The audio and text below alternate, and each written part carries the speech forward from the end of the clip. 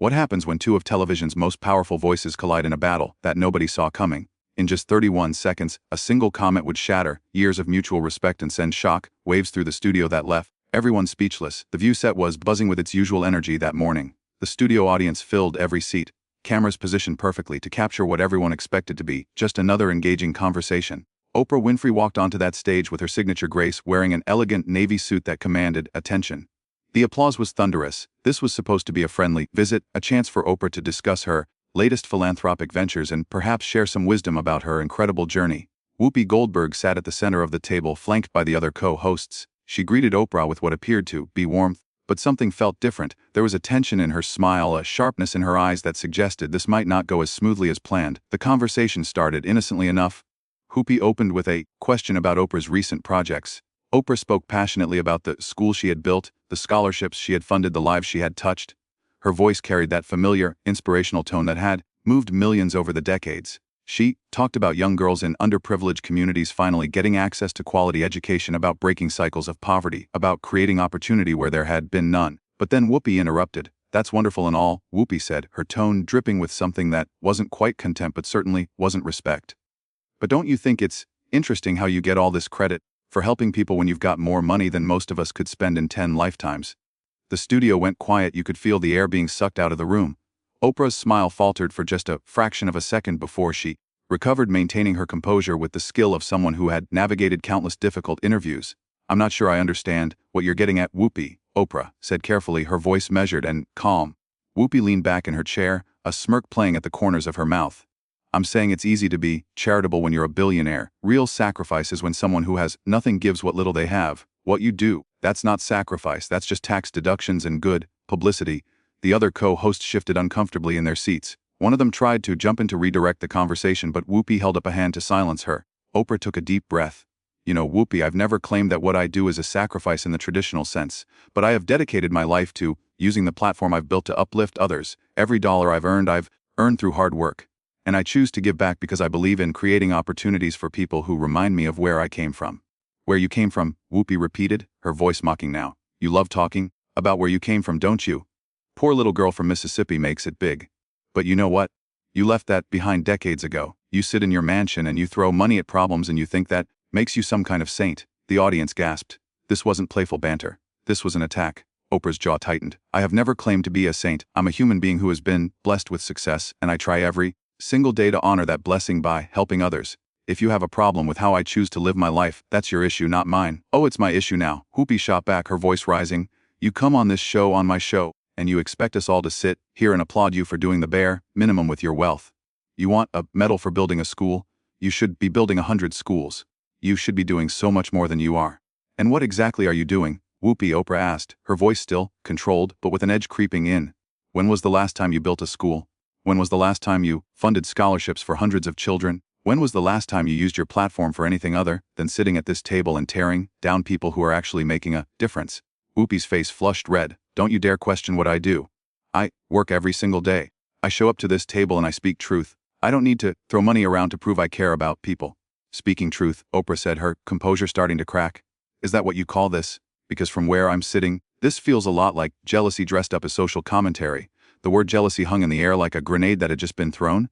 Whoopi stood up from her chair. "Jealous of you? You think I'm jealous of someone who sold out every principle they ever had to become America's favorite talk show host? You think I'm jealous of someone who built an empire by telling people what they want to hear instead of what they need to hear?" Oprah remained seated, but her hands gripped the armrests of her chair. "I have never sold out. Everything I have done, every show I have produced, every interview I have conducted has been authentic to who I am. I don't need to be cruel to be honest. I don't need to tear people down to build myself up. And I certainly don't need to sit here and be insulted by someone who clearly has some unresolved issues." "Unresolved issues," Whoopi laughed. "But there was no humor in it. The only issue I have is watching people like you get celebrated for doing the absolute bare minimum while the rest of us actually work for a living." "The bare minimum," Oprah repeated slowly, standing up now to meet Whoopi eye to eye. "I have given away over $400 million to educational causes alone. I have created jobs for thousands of people. I have used my voice to shine a light on injustice, on abuse, on inequality, and you call that the bare minimum? When you have billions, yes, 400 million is the bare minimum," Whoopi snapped. "You could give away half your fortune and still live like a queen. But you won't, will you? Because at the end of the day you care more about your wealth than you do about actually changing the world." Oprah's voice dropped to a near whisper, but somehow it filled the entire studio. You don't know anything about me. You don't know what I do behind closed doors. You don't know the conversations I have, the people I help who never make the news, the causes I support that don't come with photo opportunities. You sit here in your bubble of cynicism and you judge me based on what? Your own insecurities, your own regrets about the choices you've made in your career. Don't you psychoanalyze me, Whoopi hissed. I don't need Oprah Winfrey telling me about my insecurities. Then stop projecting yours onto me. Oprah fired back. One of the other co-hosts finally found her voice. Maybe we should take a break, let everyone cool down. But Whoopi ignored her. You want to know what this is really about? It's about the fact that you've become so disconnected from reality that you actually believe your own press. You actually think you're this great humanitarian when really you're just another rich person trying to buy a legacy. Oprah's eyes blazed. And you're just another bitter person, trying to tear down someone else's legacy because you're afraid yours won't measure up. The silence that followed was deafening. Whoopi pointed toward the exit. If you don't like what I have to say, there's the door. Oprah stared at her for a long moment. The cameras captured every second of the standoff. Two titans of television face to face, neither willing to back down. You know what, Whoopi? Oprah said finally, her voice eerily calm. I came here today as a guest. I came here with respect for this show and respect for you. But I will not sit here and be disrespected. I will not let you diminish the work that I do, the lives that I've touched, the difference that I've made just because you've decided that success somehow makes a person less worthy of acknowledgement. Then leave, Whoopi said coldly. Oprah nodded slowly. I will, because unlike you, I know when a conversation has stopped being productive. I know when someone is more interested in scoring points than having a real dialogue, and I know my worth. I don't need your validation, and I certainly don't need your approval. She began to remove her microphone. Whoopi laughed again. That same hollow laugh. Of course you're leaving. That's what people like you do when you can't control the narrative. You walk away. Oprah paused, microphone in hand. No, Whoopi. People like me walk away when we realize we're wasting our time trying to reason with someone who has already made up their mind. You decided before I even sat down that you were going to come after me today. I don't know why. Maybe it's ratings. Maybe it's personal. Maybe it's something else entirely, but I'm not going to participate in whatever this is. She handed her microphone to a stunned producer who had rushed onto the set. You think you're so much better than everyone else, Whoopi called out as Oprah started walking toward the exit. You think because you've got money and fame that you're untouchable. Oprah stopped and turned back one last time. I don't think I'm better than anyone. But I also don't think I'm less than anyone, including you. And that, Whoopi, seems to be the real problem here. You can't stand that I won't shrink myself to make you feel bigger. Get out, Whoopi spat. I'm going, Oprah said. But before I do, I want to say something to everyone watching. Don't let anyone, and I mean anyone, make you feel like your accomplishments don't matter. Don't let anyone tell you that your success is somehow wrong, or that you should apologize for working hard and achieving your dreams. And don't let anyone use your blessings as a weapon against you. If you're doing good in this world, if you're helping others, if you're using what you have to make a difference, then hold your head high. Don't let the critics, the cynics, or the jealous people bring you down.